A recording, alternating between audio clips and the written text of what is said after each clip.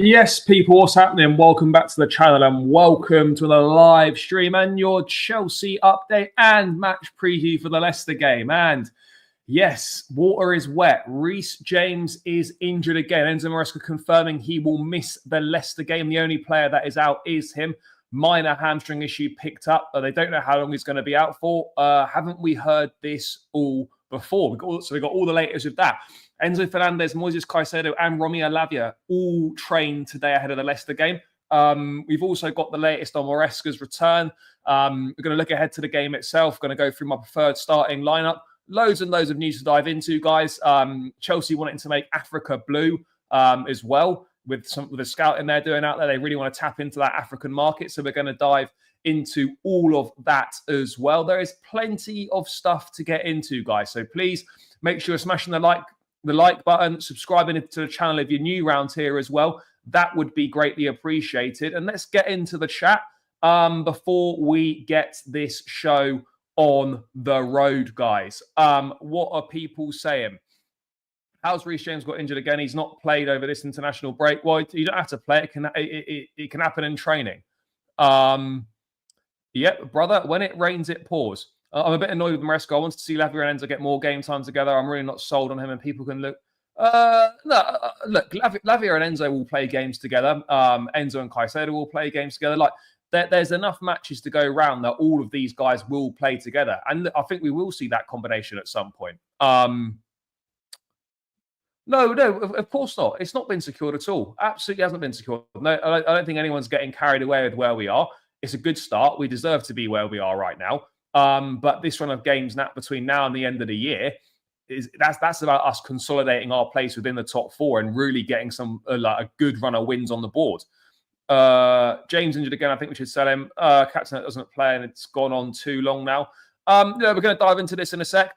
Yes, big up, big up. Yep, sorry, I was a little bit late. Apologies, people. Apologies, people. But yeah, keep running those likes up, guys. You lot know what to do. Big up, brother.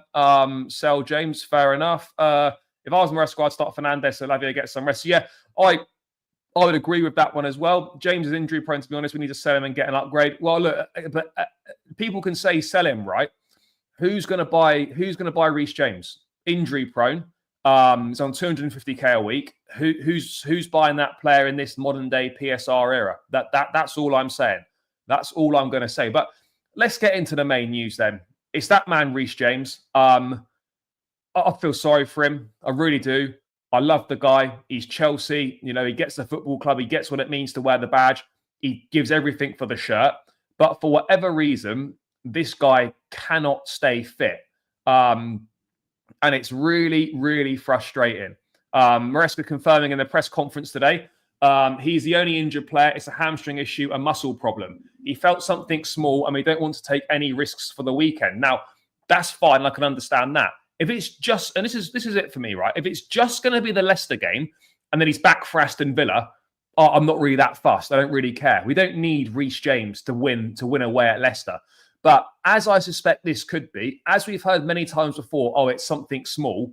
Something small with Reece doesn't mean one game. Something small with Reece means, you know, multiple weeks, could even be a month. You know, we were told in pre-season when he missed the last game against Inter Milan, minor hamstring setback, and this was in August, by the way. The geezer didn't play until October. So do you get what I'm saying? Like, this is why you have to be a little bit skeptical with Reece, because because previous evidence suggests that something small doesn't mean one game. It means a good chunk of time on the sidelines, which is quite frankly not what we want. Maresca adding, it was 2 days ago. He has to try and avoid as much as he can, but sometimes things happen even if you want to avoid that. Hopefully he can be available for the next one, but he is not available for this one. Okay, fine. Look, let's be honest, guys. In isolation, right?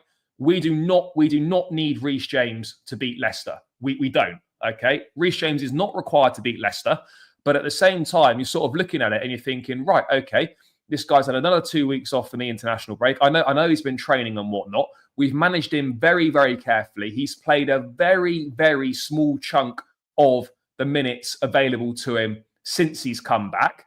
But we are in a tricky scenario. And, you know, you've got every right to be frustrated as fans. Think how frustrated it must be for him.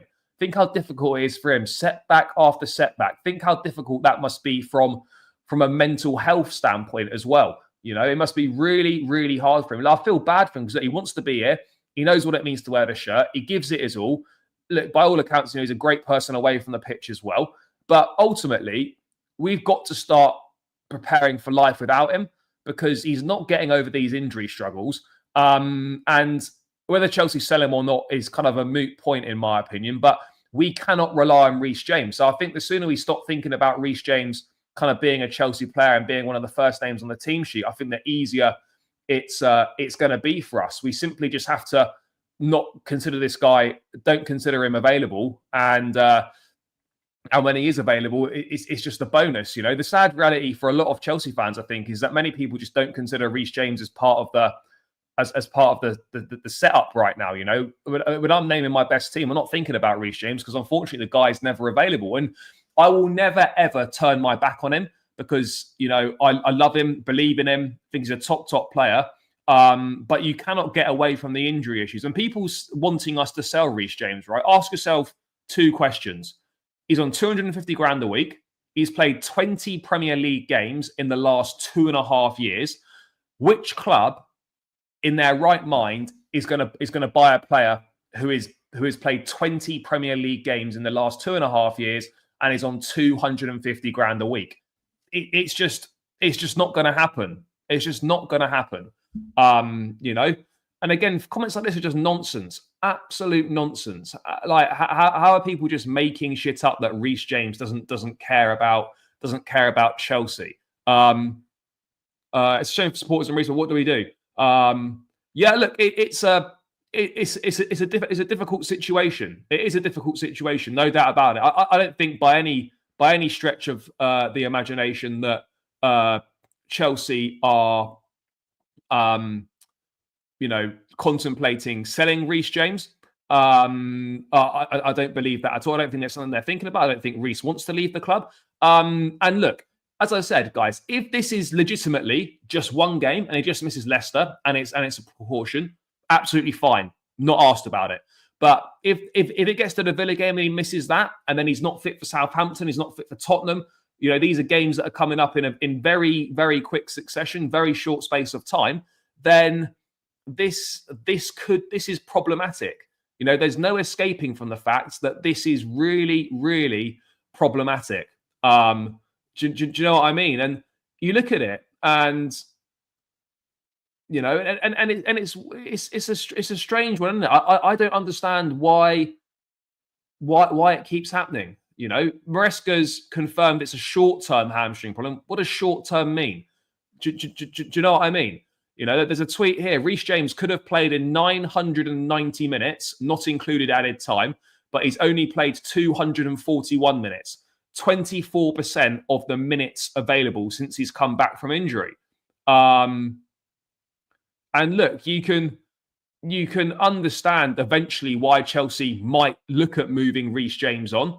And look, begrudgingly, you'd have to accept it. But I will never stop believing in this guy because I personally don't have it in me to give up on him. I just don't.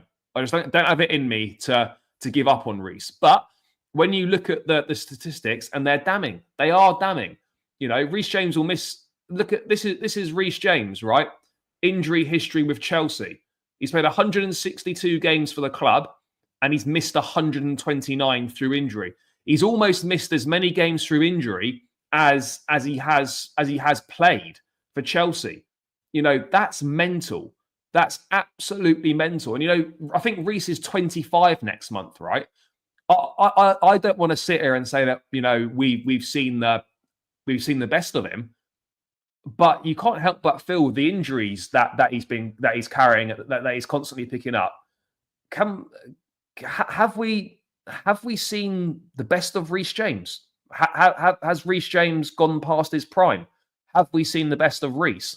These are questions that obviously we don't know the answers to yet, but it feels like at 25 next month, and with the way things have been going, you sort of look at it and you think, fuck, have we actually seen the best of Reece James at this point?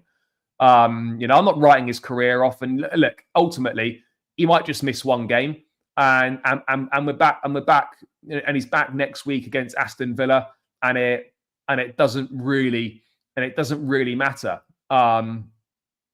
That's kind of where we're at in my opinion.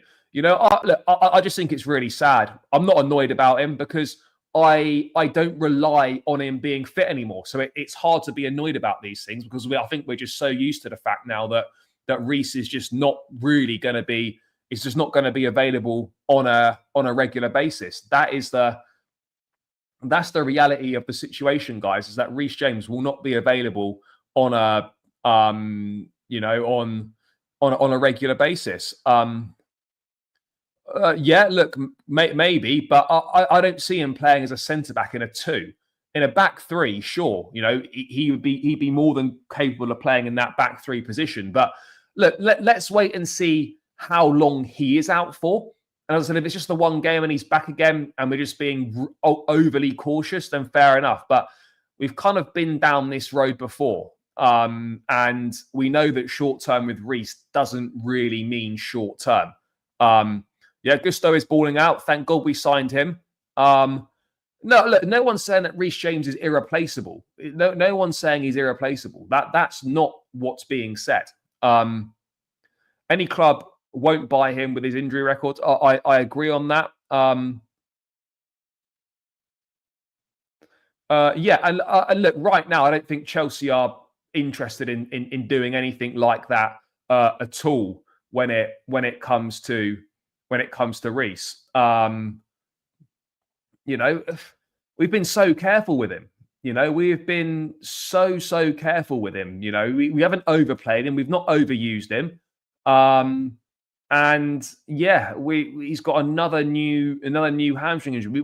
We don't know how bad it is. Short term is so vague with Reece. So vague.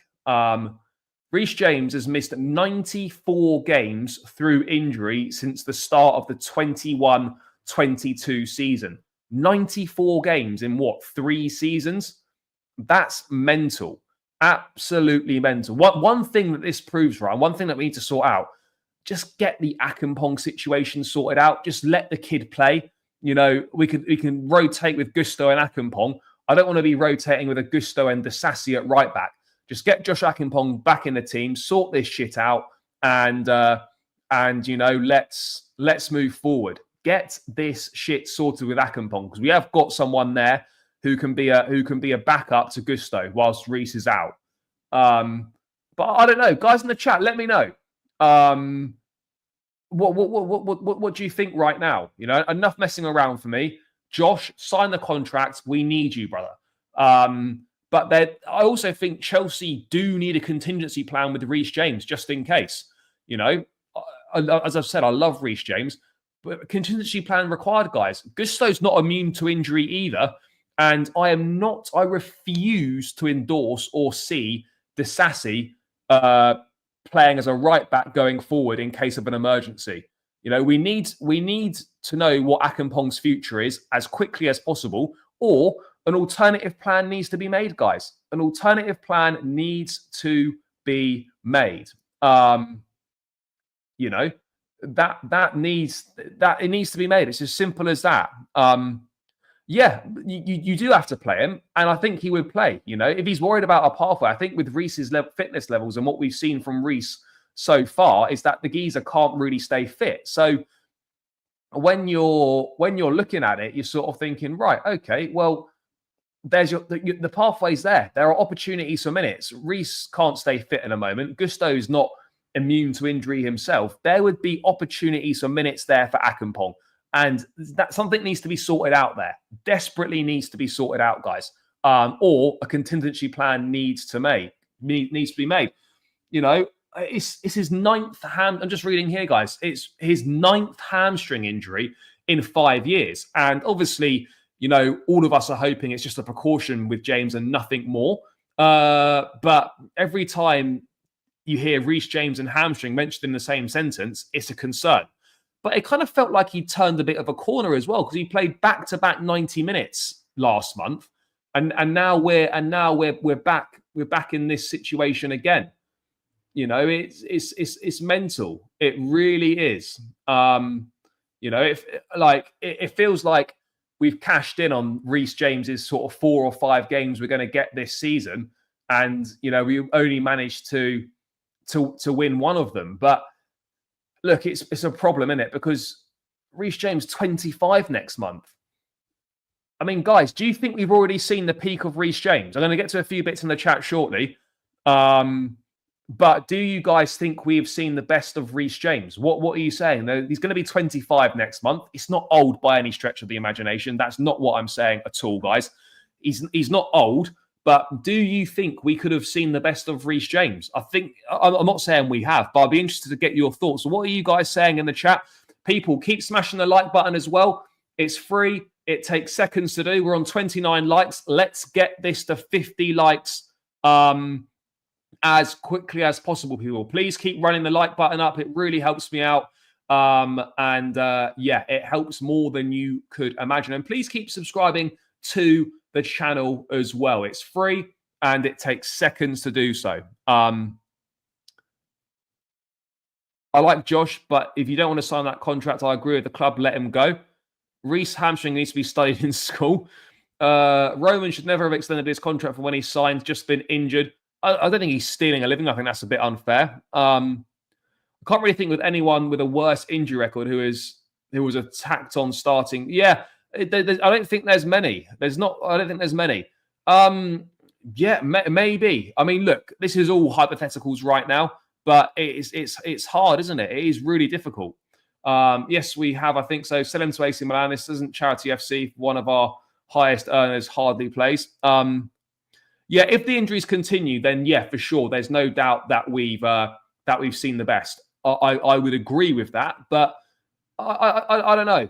Part of me just thinks that we still will get back to a top level Reece James, but every time he gets injured and every time he misses games, like you get that situation where you're just like, when's this going to end? When's this going to end? Why does this keep happening? We've been so careful with him, and yet he's still picking up little injuries.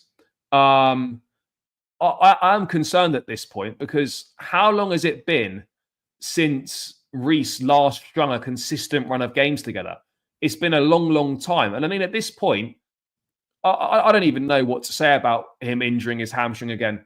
Like, what do you even say right now? What do you say about it, guys? What do you say about it? I'd probably say the Sassy at right back is probably worse. I've got no idea because it's not been disclosed what the hamstring injury is. But yeah, it's far from ideal, guys. It really is far from ideal. I don't know what we do, where we go from here with this one. But we just got to hope it's a precaution and that he'll be back for Aston Villa. If he's not back for Villa, then I mean, I've given up. I've given up on timescales with Reece James. He'll be back when he's back. I think we've got to learn now that this could be difficult. I mean, hopefully it's not something long, is what Moresca said. They don't know. And is Reece James is his injury history, is he similar to Jack Wilshere? Is he similar in that? Too many injuries at a young age. Is this going to be a player that gets forced into an early retirement? Someone that could be retired late 20s by the time they're 30? I really don't know. But there must be a reason why. I mean, I don't know what the reason is, but why is he always getting injured? Like, why? I don't understand it. Like, I don't get what the reasoning for it would be. Why is the guy always injured? That would be my thing. Do I think Reece James will be back for Aston Villa? No, I don't, because evidence would suggest that short term with Reece very rarely means just one game. I suspect him to miss the next 3 or 4 games. If I'm being totally honest, he's not in a Conference League squad.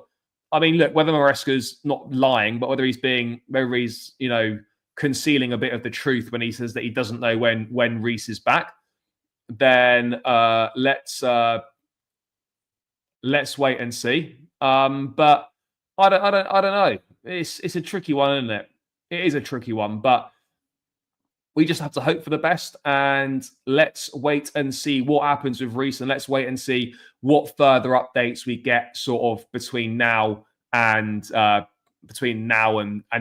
next week and whatnot, if we get an update on the extent of the injury. But it is a shambles, guys. It is an absolute shambles that this keeps happening. We shouldn't be in this position, but we are, and that's the unfortunate reality of it.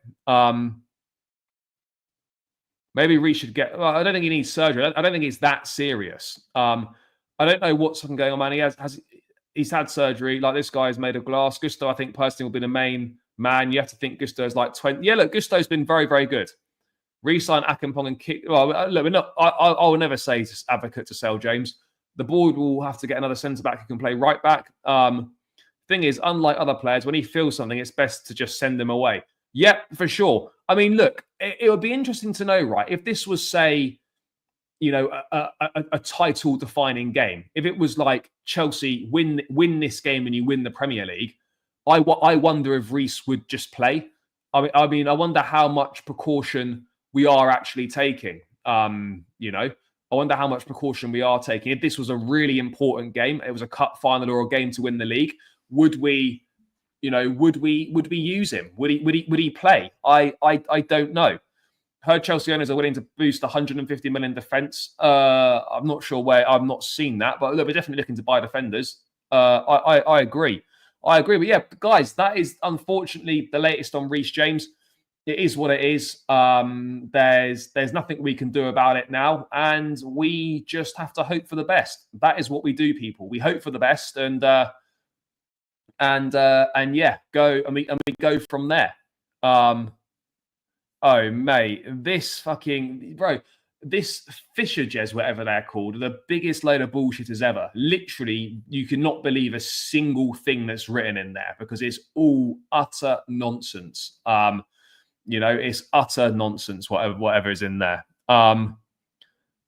If this was the Conference League final with James play, I don't know. I've got absolutely no idea. But that was the point I was raising, right? We don't know how serious it is. If it was like a cup final or something, would he just push through and play?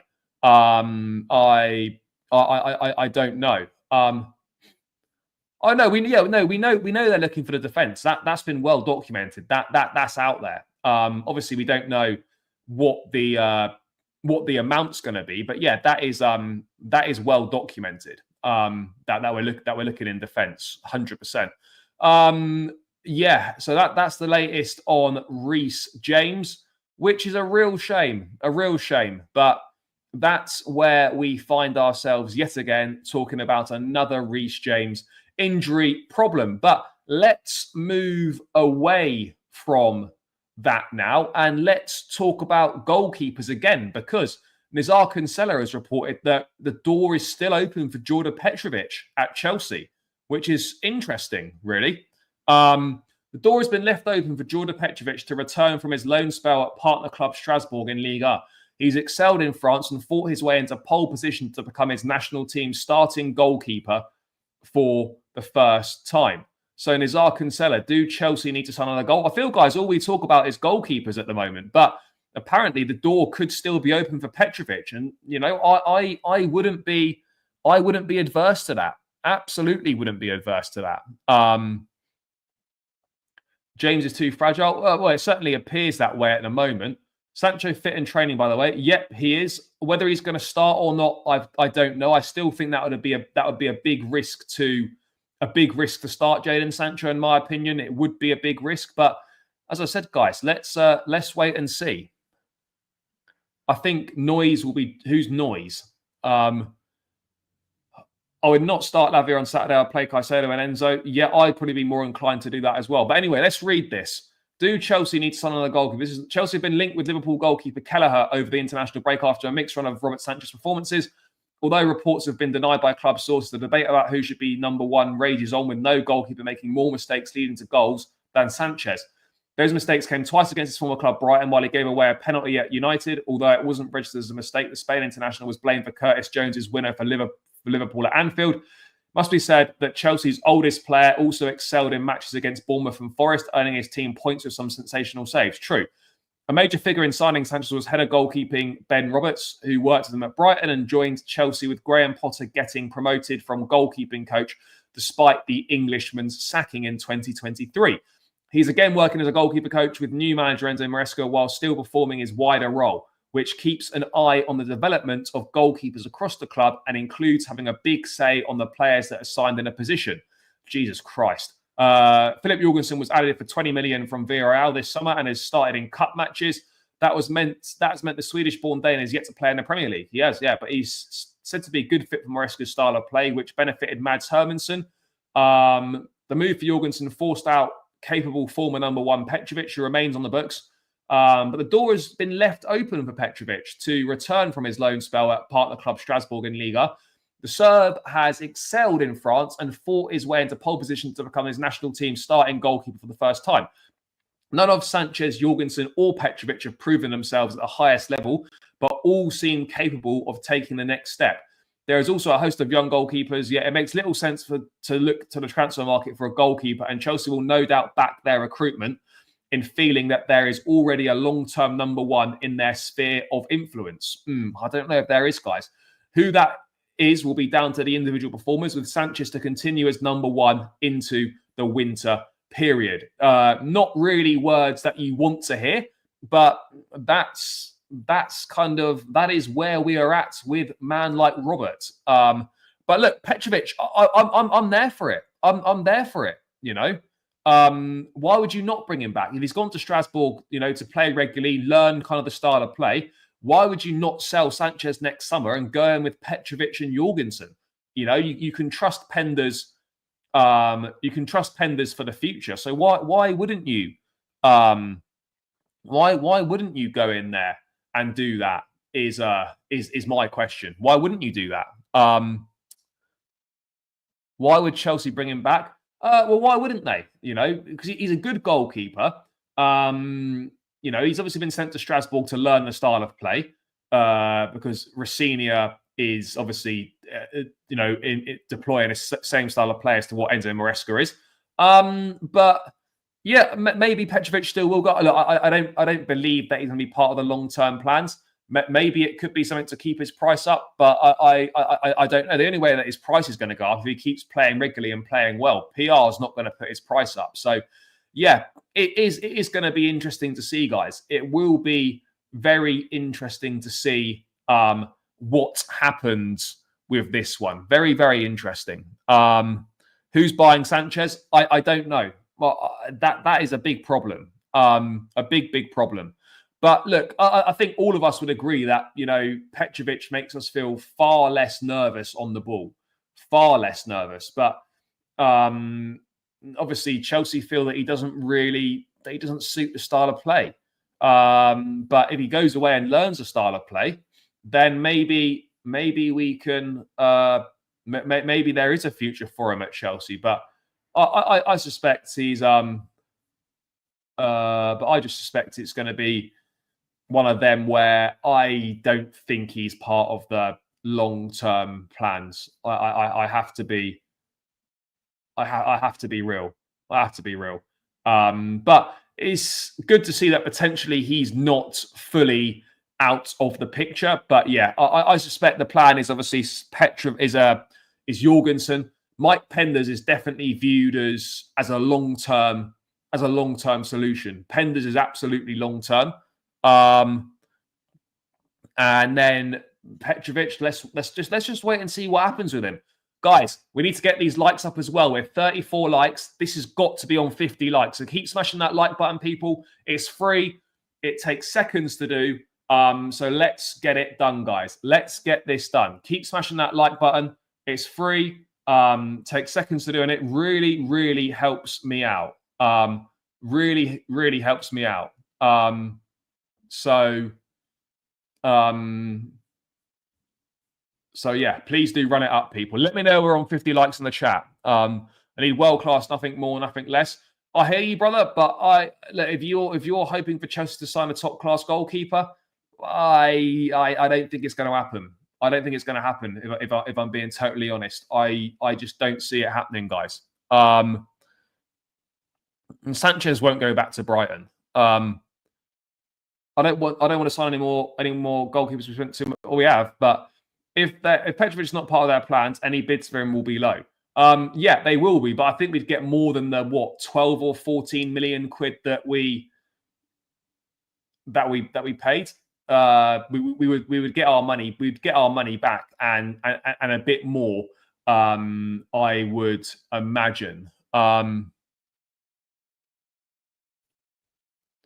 Bro, it's not Maresca's choice about whether Sanchez goes to join up for Spain duty. Sanchez went to the Spanish national team duty. Jorgensen is an under-21 international. Jorgensen's not going to start. I like Petrovic more than Sanchez, but the bar is very low. Well, look, to be honest, we don't really know. Who would you sign as a goalkeeper if we sold Sanchez? Well, look, personally for me, I'd try and get a Diogo Costa or a Menyan or someone like that. But the problem is, though, who's going to buy Sanchez?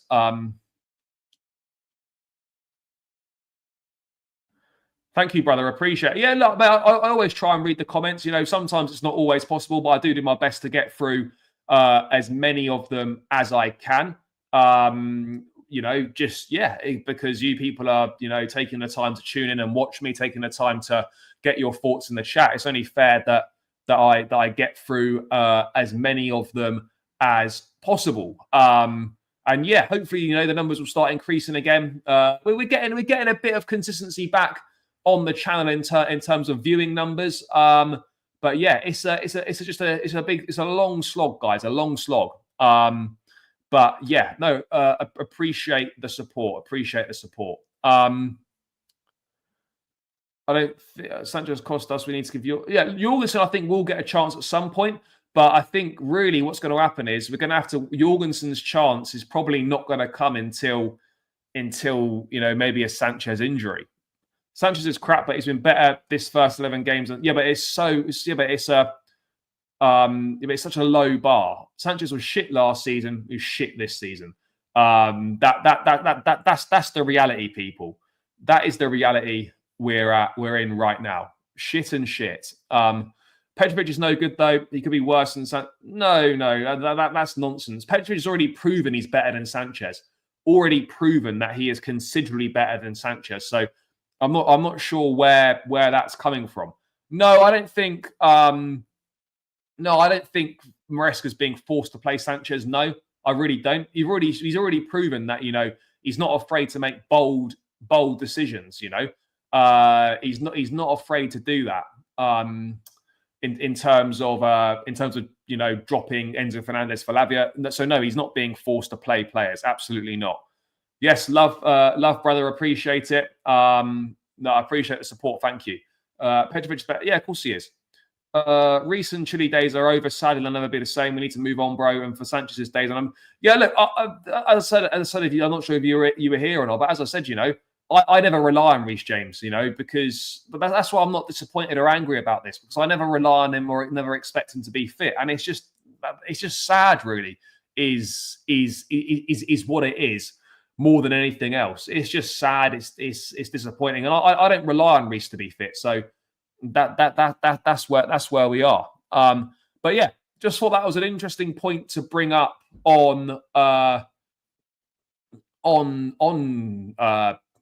what's his name on Petrovic and the goalkeeping situation. I've never known a club have so much goalkeeping PR or goalkeeping briefs and goalkeeping news as Chelsea. It's mad. So much chat about goalkeepers all the time. Yeah, it's a weird one, isn't it? It is a weird one. But yeah, it is what it is. It's Chelsea, and this is what we do. This is the scenario that we find ourselves in, guys. This is the scenario that we find ourselves in. But let's move on to a few more bits and pieces. Maresca's press conference. not an awful lot of other stuff in there. But there are a few little bits and pieces. Let's talk about a couple of things that he said. And I think it's interesting thing he said here. And he's mentioned this before. And Maresca always talks about balance. But he mentioned this before. But a target for the future is to have Palmer and Felix play together. Joao is doing fantastic with us since day one. The only problem is to find the balance. Now, I don't know how you find that balance, but Maresca says that Felix is doing fantastic with us since day one. But the guy's been an unused sub for the last 4 Premier League games. Now, playing Palmer and Felix together, how could that work? Well, one of 2 ways, in my opinion. One way is you play Palmer on the right-hand side, you play Felix in the 10. Or another way is, and this is very, very attacking, but you play Caicedo in midfield on his own, you play Felix and Palmer as 10s, and Cucurella inverts into midfield and becomes a second midfield player alongside Caicedo. That, for me, is the only 2 ways that this would work. That for me is the only 2 ways that it would work. But it's something that I would like to see. Why wouldn't you want to see this? I think that's the key thing here. Why would you not want to see that tried? I'd like to see some different things tried. I think we need to be trying different things. And yeah, why not? Let's try Felix and Palmer playing together. Let's try, Palmer and Nkunku playing together, or whatever it might be. Caicedo and Enzo both trained today, as did Romeo Lavia. So all 3 of them are going to be available. Maresca did say that, they're not going to be, none of the midfielders are going to be 100%. Penders will come back, but I think he'll be sent out on loan again. I expect Penders to be sent out on loan again. But you know what? Let's wait and see. But yeah, I would expect him to be sent on loan. Guys, 10 more likes to 50 likes. Come on, people. Let's run it up. We're on 60 in the building. Big up to everyone that's locked in. Appreciate all the support as always. But please run this up to 50 likes. We're only on 39. Come on, people. How would you get? I've already explained that. No way when I'm playing Felix as a 9. No chance. Maresca won't change. I don't think he should unless injuries. I actually believe Caicedo can play the 6. Yeah, look, that for me is the most likely. That for me is the most obvious way of getting them both in. That's what I would do. But again, it depends in which game you're looking to test that in. Leicester away, I don't see that as a bad place to start. I don't think Leicester are particularly good. But yeah, if Jackson gets a yellow card, he'll miss Aston Villa. Yes, he will. Caicedo really has been doing the business for a while and is what I thought we were going for. Yeah, he's been fantastic. Yep, James got a hamstring problem, going to miss the game. I don't think he's stubborn, but I would agree that some of the substitutions do need looking at 100%. Yeah, there's no doubt about it. Some of the substitutions do need looking at. I think Caicedo should be captain at Chelsea. Yeah, well, look, Caicedo has captained the sides on occasion. There's no denying that. Caicedo has absolutely captained the side on occasion. And look, maybe at some point he will be a future Chelsea captain. That can't be fully ruled out, guys. That cannot be fully ruled out. What else have we got going on? So yeah, maybe at some point we see Felix and Palmer playing together. That could be potential, guys. Could be potential for that one. In terms of other stuff from the press conference, Maresca going on about our defense, but there's only 5 teams who've conceded less goals than us. But again, I don't think we defend badly, by the way. I really don't think we defend badly, guys. But I think what we do is we make some individual errors at the back. But actually, as a unit, I don't think we defend particularly badly. This is the thing, people. We don't actually play that badly or defend that badly. So I just think people look at us and see individual mistakes being made at the back, which give up goals. And they think, and then the automatic assumption is that, oh, Chelsea is shit and they've defended badly. But that I think that's rarely the case. I don't think we've defended badly. No, but I don't think it's experimental. I don't think it's experimental at all. Yeah, no, I'm not advocating for anyone to be experimenting in the Premier League, but I don't think it's experimental what like trying that. Even if you try, I'm not saying try it from the start. I'm saying just give it a go in game, even if necessary. Nkunku needs to get more minutes and should not be sold. Yeah, look, I agree on that. Let's see what minutes he gets in this run of games up to Christmas, where the fixtures are coming thick and fast. But yeah, that's kind of where we're at right now. But this game against Leicester, we shouldn't be having too many difficulties, guys. And I don't want that to come across as like arrogant or me not taking Leicester seriously or coming across as disrespectful. It's not. But you look at the current form, you look at the way the teams are playing, it's this should be a foregone conclusion.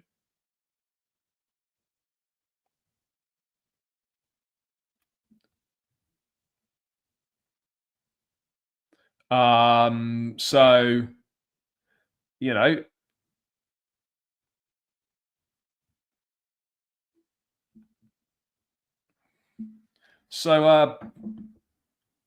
this should be simple 3 points.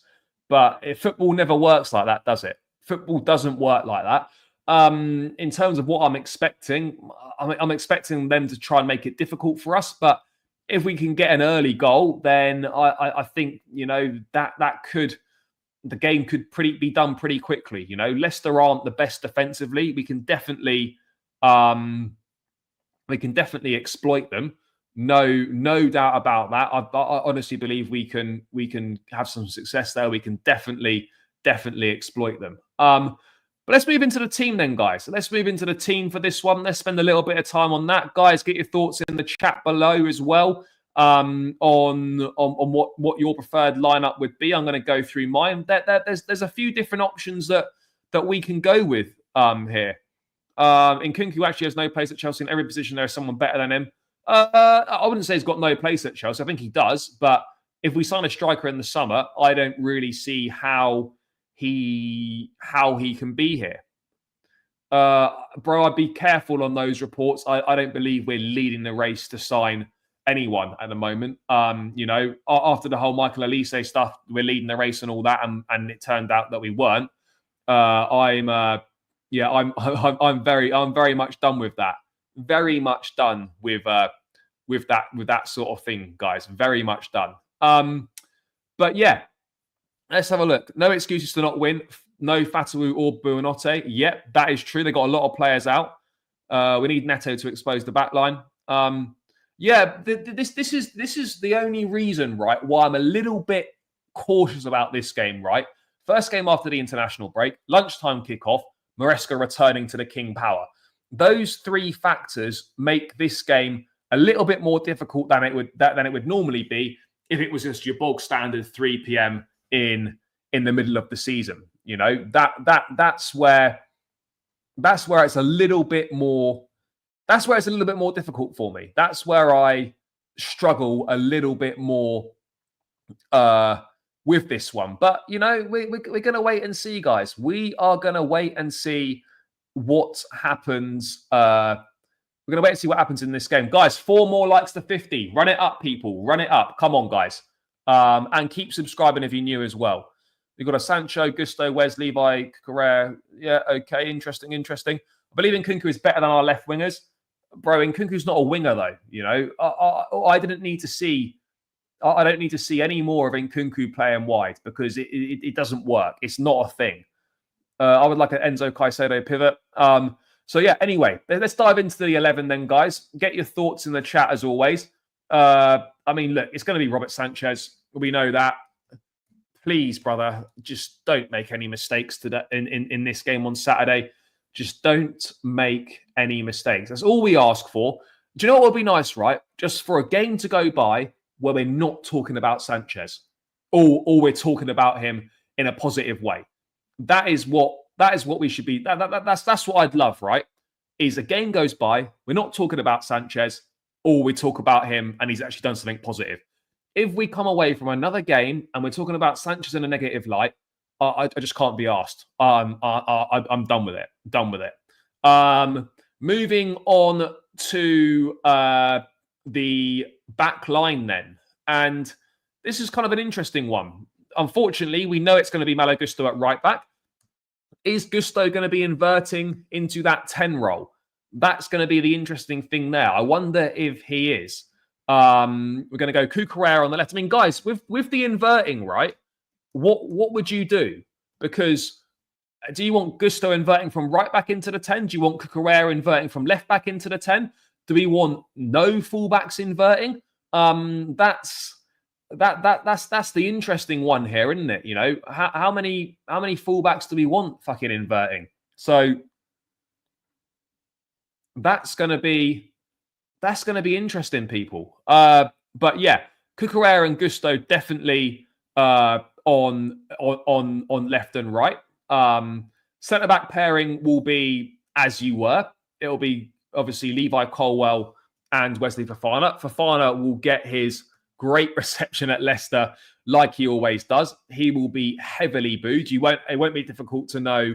It won't be difficult to tell when he's on the ball. That will be very, very easy to work out because he will be loudly booed because of the way that he left the football club. But look, I think given that Reece is out, this picks itself. This back five, that defensive unit picks itself. No issues there whatsoever. It absolutely picks itself. Hands down, picks itself.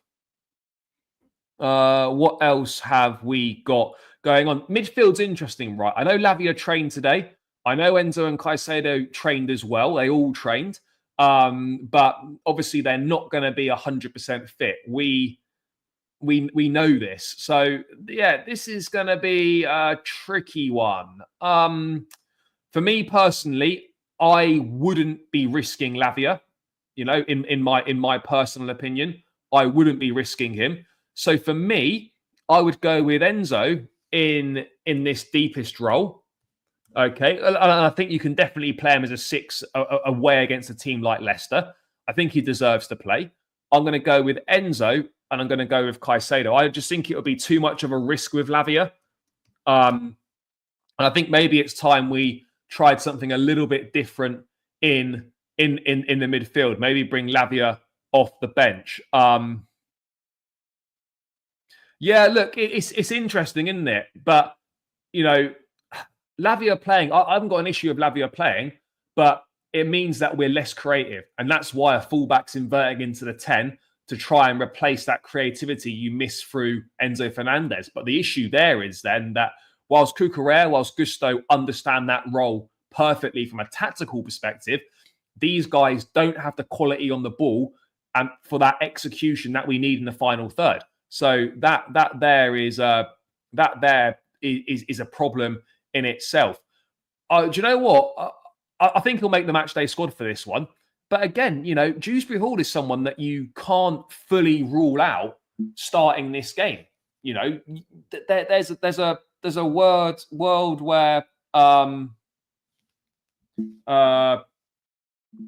a world where that could definitely happen.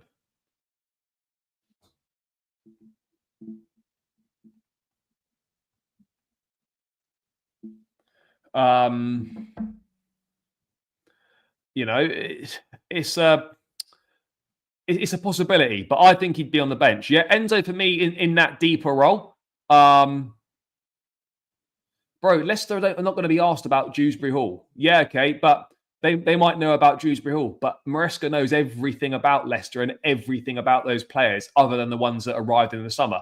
He knows all of them inside out. So I wouldn't be worrying about Leicester maybe knowing something about Dewsbury Hall. Not a big deal. I'll go Enzo Caicedo, and then it's obviously Cole Palmer in that 10 role, but I don't want anyone inverting. And I'll explain why. Actually, no, I do want someone inverting, but I don't want the inverting to go into that number 10. So when Enzo and Caicedo play, because Enzo hasn't got the athleticism to get up and down the pitch and cover all the ground, that's where Cucurella inverts, right? And becomes a third man in midfield to cover that ground. And then we obviously find ourselves with a back three like this in possession. So in possession, it probably looks something a little bit like this, right? In possession. It'll look something a little bit like that. So in possession, that's what it'll look like when we're on the ball. And that's what we need to do, right? Cucurella needs to invert into midfield, but when Enzo and Caicedo play together, because Enzo hasn't got the athleticism to cover that ground. So that's why we need the fullback inverting in there.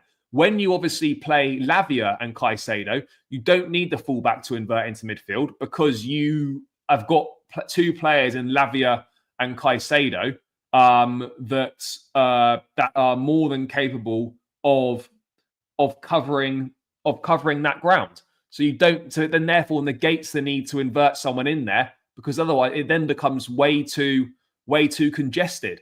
So that's not what you want to be doing. So that for me is how I would line up that's in possession. Obviously, out of possession is the flat back four or whatever. But yeah, you want Cucurella inverting alongside Enzo Fernandez and making a three-man midfield with Caicedo. That's what you want in possession, obviously. I'm going Enzo and Caicedo. I think it's time we switch things up a little bit. I also think I don't want to take the risk on Lavia. There's big games coming up that you obviously want him to be available for. And Leicester away is not a game worth risking him in, given he's had a bit of a knock, a couple of scares. For me, in the wide areas, it's very simple, in my opinion. Very, very simple. For me, and people might disagree. Well, they're not going to disagree with Pedro Neto. I'm going Pedro Neto on the right. I think, look, Madueke had a good international break, but the performances for Chelsea, haven't been that good in recent weeks. And honestly, I think Mudryk deserves an opportunity from the start. I think his performances have been good in recent weeks from the bench. He's showing signs of improvement. And, I know people are going to say, oh, Jadon Sancho and whatnot. Look, I like Jadon Sancho. The guy's not played for a month. He can't just expect to go straight back into the team. He's got to earn his place back in the team. He needs to earn that place back in the team.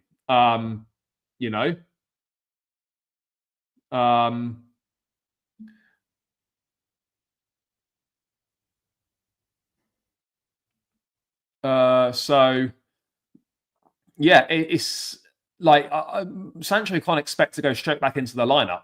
Look, I'm not. By the way, I'm not saying that that's not going to happen. Of course, that could absolutely happen.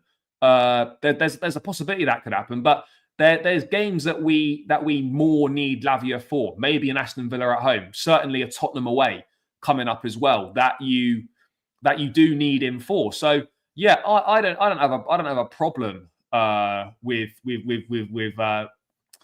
that at all. So what are we saying? Yeah, and obviously then Jackson up top. But yeah, do you play Jackson in this game? Would you save him for Villa? Look, ultimately, it is what it is at the end of the day. And if Jackson picks up a yellow, he misses Villa, it is what it is. But yeah. Yeah, no, Lavia trained, but I still wouldn't be taking the risk on him. That's the team that I would go with. Mudryk and Neto, that should be the starting combination in my view. Whether it is going to be that or not, we are going to have to wait and see, and we're going to have to find out. Sancho now back in contention, he's fit again. Let's wait and see. Let's wait and see. Let's wait and see what he does. But that attack for me is the best attack we can go with for this game.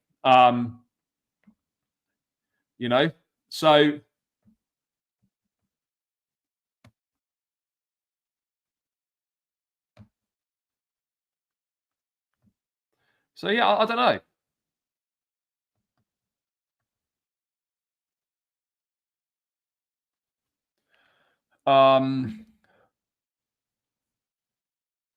No, look. I hear it, and I don't expect people to be convinced of Madrid, but I don't think anyone can deny that he does deserve an opportunity to start a Premier League game, given his recent performances and given how he's shown signs of improvement. Neto is an absolute must, but right now for me, Mudrik's ahead of Sancho, and Madueke's performances haven't been that good in the past couple of games. So why not? Why not give Mudryk a chance? Do you get what I'm saying, guys? Why wouldn't you give him an opportunity to show what he can do? Why would you not do that? Is all I'm going to say.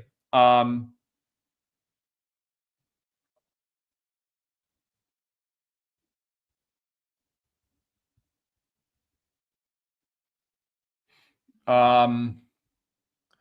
But yeah, I'd be giving him a chance. But that's just my personal opinion. But that is the team that I would go with. Let's wait and see whether Jack's how often, how many minutes in Kunku and Felix get from the bench. Will Maresca be proactive with his subs?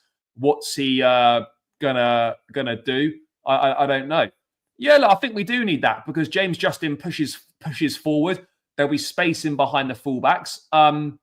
I think we do need pace in the team. Pace is dangerous, guys. Pace is dangerous, very dangerous. So that is what we should be using pace. We should be playing our best team. We should be playing our best players. So yeah, that for me is what I would go with. Do I expect Maresca to?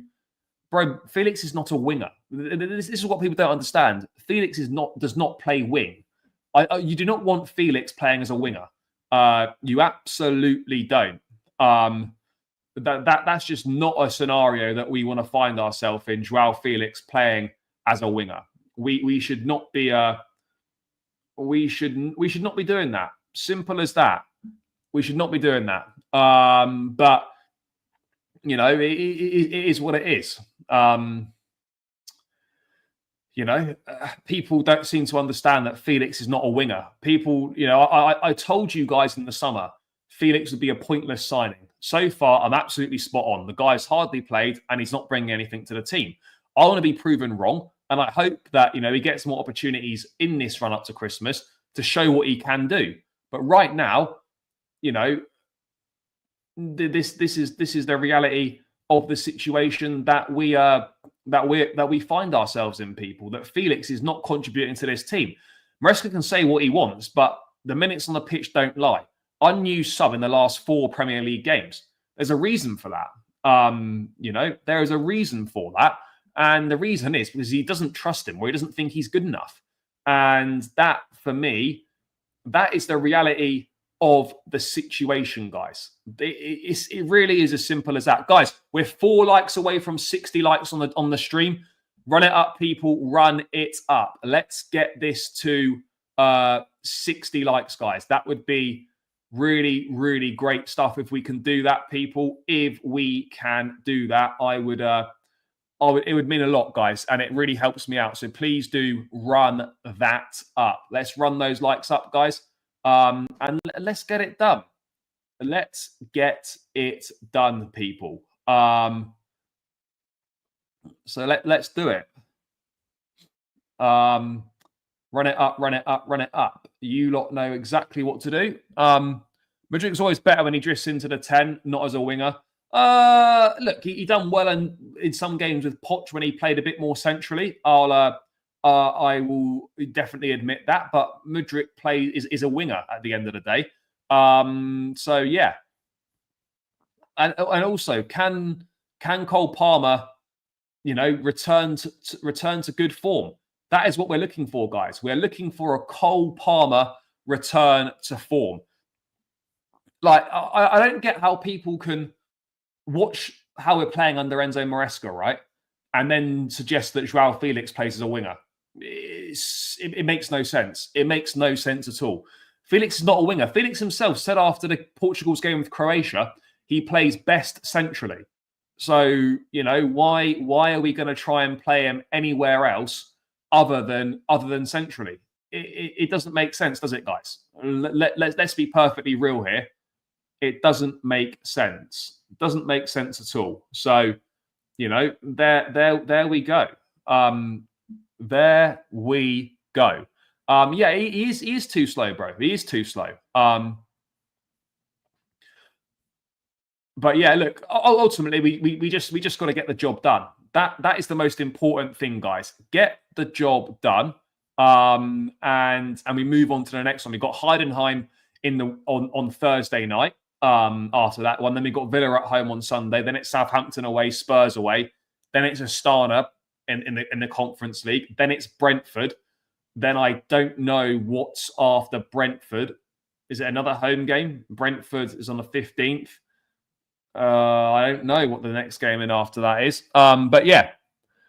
No, look, I don't know. He's picked up a hamstring problem again. It's sad. It's disappointing.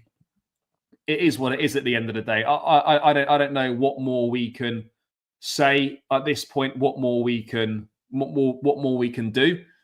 It's just the reality of the situation and the reality of where we're at right now, guys.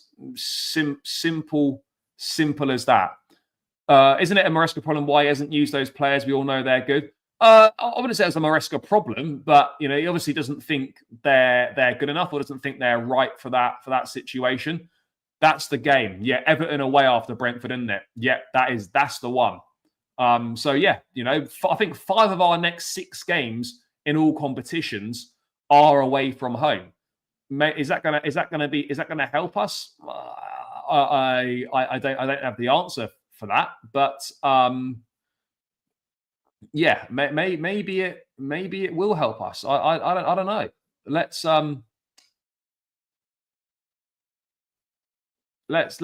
wait and see. Let's wait and see whether that does help us. But now is definitely the time to start putting the points on the board. That is what we need to do. This is a chance for us to consolidate our place in the top 4, really start to maybe open up a bit of a gap between us and our competitors, given our more favourable run of fixtures. And given that we've only won 1 of our last 5 Premier League games, yes, we've also only lost 1 of our last 5, but we need to start putting points on the board and creating a little bit of a buffer between ourselves and the rest of our competition. That's what we need to be doing.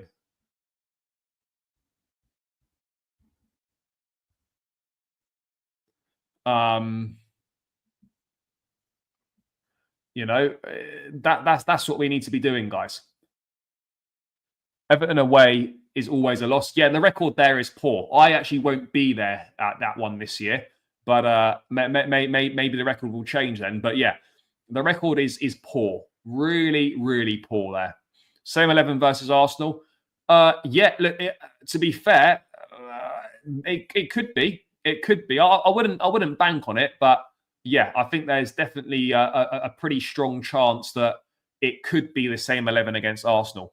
I'll not accept a draw on Saturday. No. This is now the time to go for it and get shit done and lay down these foundations. That's what we need to be doing.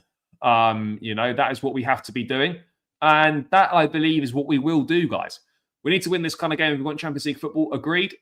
Listen, I want at least 9 wins from our next 11 games. We start with a run on Saturday. We need to put a run together, absolutely. 5-0 win, I'd love it. Do I see that happening? No, I don't see a 5-0 win happening. But you know what? As long as we win, that's all I want. I want to be getting back on that train to London after the game with 3 points in the pocket. Do I care how they come? No. Do I care who scores? No. Just get me them 3 points and we move on to the next one. Simple as that. Yeah, top 4 at the end of the season. I mean, look, if we just have a look at the state, let's have a look at some of our fixtures. That are coming up, guys. Let's have a look at some of the fixtures that are coming up. Let's have a quick look. So, I mean, look, let's check the table now. Premier League table. Where are we? Let's just quickly bring this up. So, this is where we're at right now.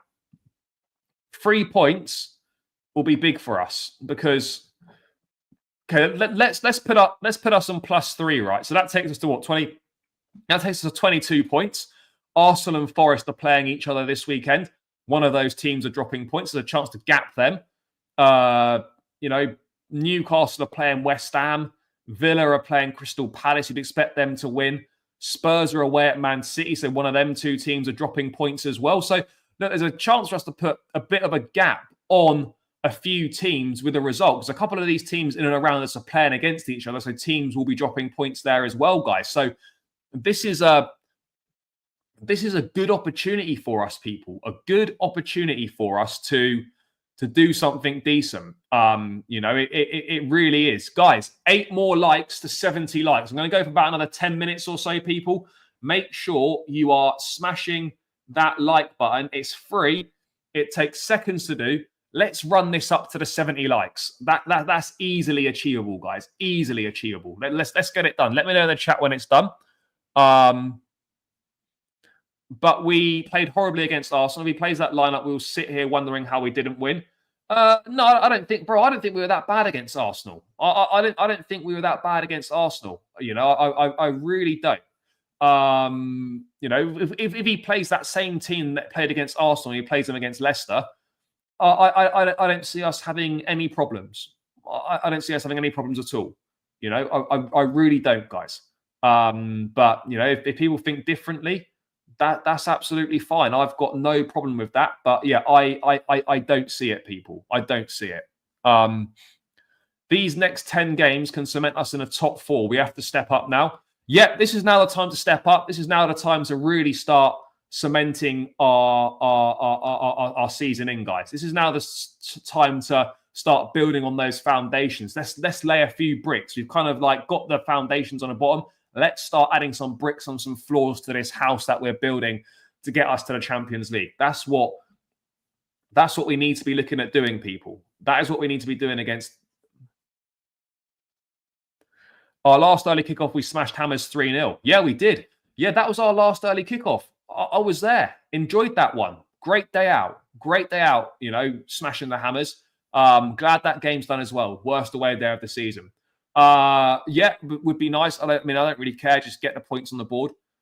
Yeah, we did. We did create chances. We had Malo Gusto point blank header. Obviously, the goal that we scored. We created a few. We created enough chances to win that game. Did we create loads of chances? No. Did we create enough chances to win the game? Yes, we absolutely did. We were decent against Arsenal. It was unfortunate we didn't win that game. Same 11. Yeah, look, if he plays the same 11 as he did against Arsenal, we'll beat Leicester. Comfortably. I don't see an issue with that at all.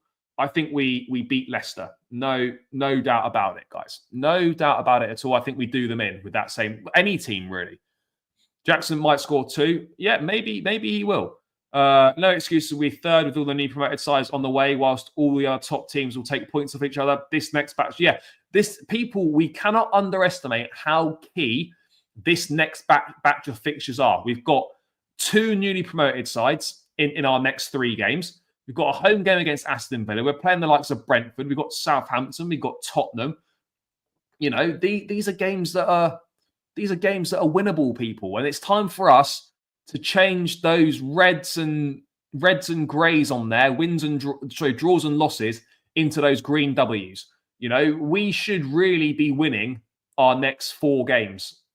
We should be winning our next 4 league games. We should be beating Leicester. We should be beating Villa. We should be beating Southampton, and we should be beating Tottenham. Those are the things that should be happening, guys. And I am hopeful that they will. I want the Champions League theme song back at Stamford Bridge. I do as well. I don't think so, guys. It was defensive. Fair enough. You're entitled to your opinion. I thought we actually were all right against Arsenal, and we created enough chances to win that game. I thought we did more than enough to win that game. But yeah, as I say, everyone is entitled to their own opinion, guys. Everyone's entitled to their own opinion. And it is what it is. But yeah, it's time to put these points on the board. Let's have a look at the actual fixtures this weekend. What have we got? So we've got Bournemouth, Brighton. Again, that's 2 teams. That's 2 teams, guys. If you look at Bournemouth, Brighton, by the way, Bournemouth on 15 points, Brighton on 9. So again, 4 points behind. Those are two teams that are going to they're going to be dropping points, you know. So that's two teams to be dropping points. Forest and Arsenal, two teams dropping points that are going to be in the mix.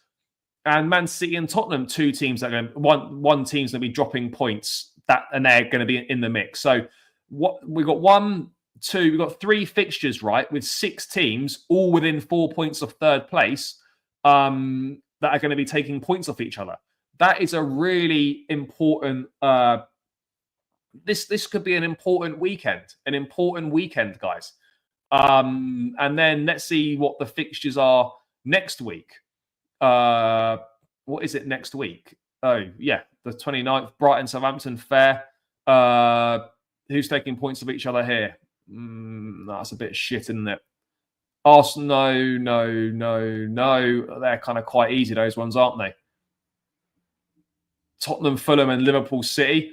Yeah, so look, there are games there, people. There are games there where we're looking at it and we're thinking teams in and around in the fight are going to be taking points off each other, and that's what we've got to do, guys. Is we've just got to keep winning games, start winning games, put the points on the board, do our thing. Bro, what do you mean Maresca out if Palmer doesn't perform well? Bro, are we really doing this nonsense? Are we really doing this nonsense? Maresca out if Palmer doesn't play well. Let's not do that.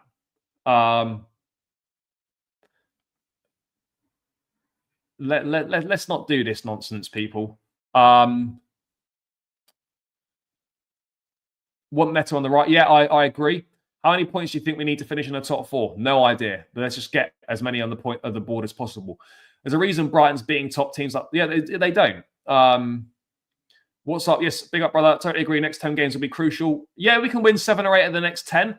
That's going to put us in a really, really strong position. Win 7 or 8 of the next 10. And that's going to be a really good position for us, guys. A really good position. A really good position.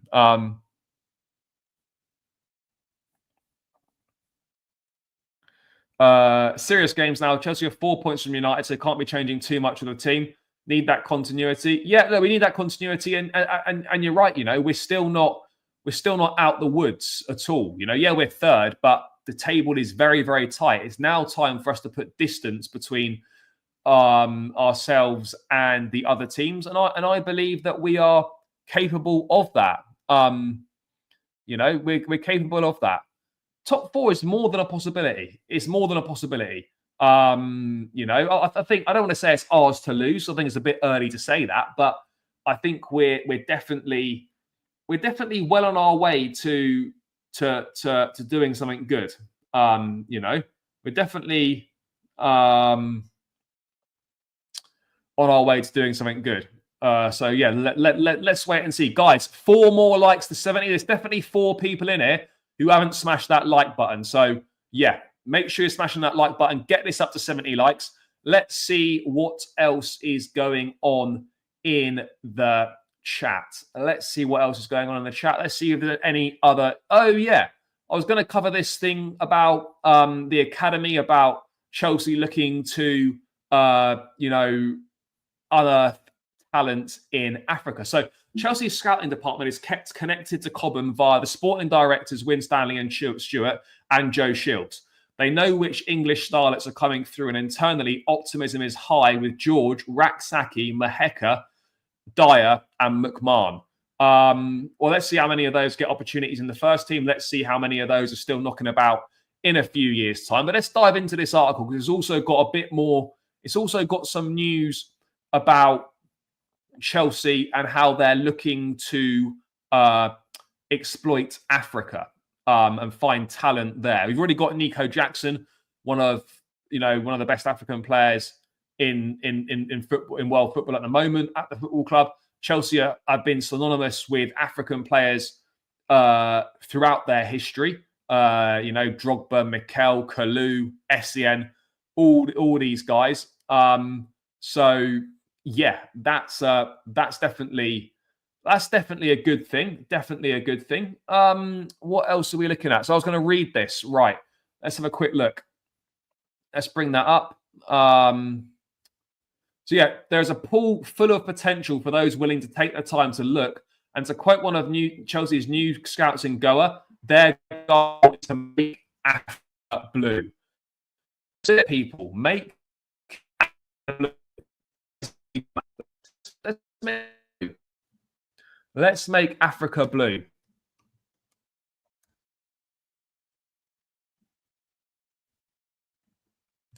Let's make it blue, guys. So Chelsea were blessed to have one of the greatest Africans to ever grace the Premier League in Drogba, an Ivorian who they signed for 24 mil. The striker now is Nicholas Jackson, but really Chelsea would rather cut out that costly middleman by recruiting straight from the source. In the summer, they hired Seye Olofinjana, the former Wolves midfielder, who won 48 caps for Nigeria, to oversee their African scouting operation. Akshiru Gawa was also brought in to work alongside him as they aim to spy the potential of starlets before anyone else in Europe. Mail Sport can reveal all Chelsea's first team recruiters met up in Surrey earlier this month.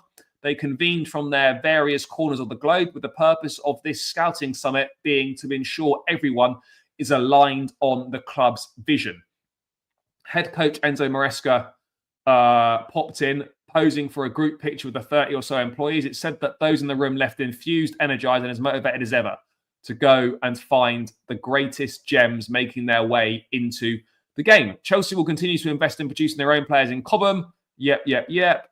Those talented enough to be snapped up do not have to go directly to Chelsea's first team dressing room or even their development squad. They can also join sister club Strasbourg in France, as has been the case with 18-year-old Senegal international Pap Daouda Diong. Diong was invited to train with Chelsea in February. The midfielder represented Academy Foot Darussalam at the time, based in the Senegalese capital Dakar.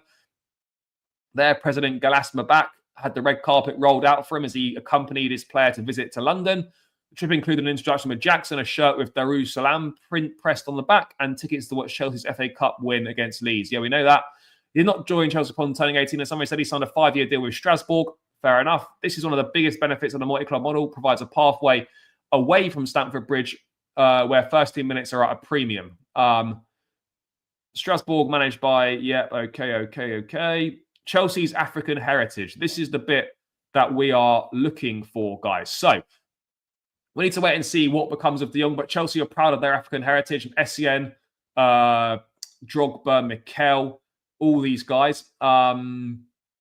In the Premier League this season, 8% of Chelsea's minutes have come from Africa. Jackson accountable for all of them. That ranks 13th out of the 20 clubs.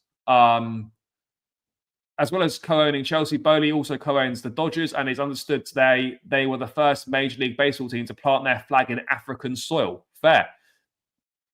Much like the Dodgers, Chelsea spy a market worth trying to corner for themselves step by step. Bowley's co-owner, Bedaga Bali, who predominantly calls the shots, has openly described Africa as being untapped. Maybe it is. You know, I think it could well be. I think it could well be, guys. The search for the next superstar never stops, and currently Chelsea have a highly rated 16-year-old called Emil Witboy of Cape Town City on a month-long trial at Cobham. United have also been linked with a talented teenager who's been capped by his country up to under 20 level. Cape Town City's general manager of football development and head of recruitment is a very nice chap called Grant Vetic, who travelled with Witboy to London. The opportunity was arranged by Joe Shields. Of course it was. Chelsea's co-director of recruitment is believed to have previously crossed paths with the South African club when City Football Group were considering an affiliation. Someone needs to be the first mover in trying to cover the whole continent, and whoever does that will have a big advantage. It's a big continent, difficult to get around. I have to say, Congo, I'd have to take 2 connecting flights. It's not easy to travel with him, but it's more about knowledge sharing, about having the right people that can cover the region. Yeah. Interesting. So yeah, we're going to be looking at African talent, guys. We're going to be tapping into the African talent. That is what we are looking to do, guys. Good. We already got some top tier gems in South America. Keep up. Yeah, exactly. We had some great African players, strong and athletic players, and they love Chelsea. Yep. I agree, guys. You know, I absolutely agree on all of those points. And yeah, you know, it's gonna be interesting. But yeah, guys, last thing, get your score predictions in the chat for Chelsea Leicester. What are you lot saying? Score predictions in the chat. And then I will round this one out. Score predictions in the chat, people. Yep, we do. We need another multi-club. We need another club in the multi-club model. I think that's looking to be done. Looking to be done. Going 3-0 Chelsea, 3-1, 4-2. Fair enough. You know, we're looking at some decent score predictions here, guys. We're looking at some decent score predictions. People, let's get 6 more likes. Let's run this up to 80 likes on the way out, guys. 80 likes on the way out.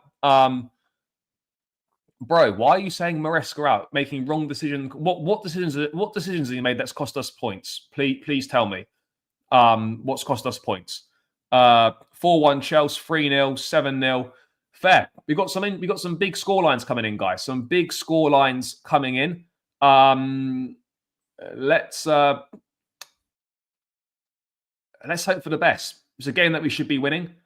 Let's go and get the job done, guys. Let's go and get the job done. Simple as that, people. Simple as that.